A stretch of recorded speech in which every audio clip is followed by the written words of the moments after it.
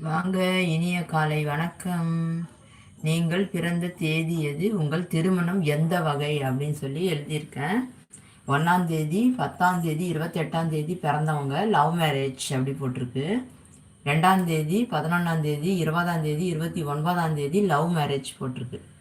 3ஆம் தேதி 12ஆம் தேதி 21ஆம் தேதி 30ஆம் தேதி அரேஞ்ச் மேரேஜ் எழுதியிருக்கேன். 4ஆம் தேதி 13ஆம் தேதி 22ஆம் தேதி பிறந்தவங்க சிங்கிள் எழுதியிருக்கேன். 5ஆம் தேதி 14ஆம் தேதி 23ஆம் தேதி அரேஞ்ச் மேரேஜ். 6ஆம் தேதி 15ஆம் தேதி 24ஆம் தேதி லவ் மேரேஜ். 7ஆம் தேதி 16ஆம் தேதி 25ஆம் தேதி அரேஞ்ச் மேரேஜ்.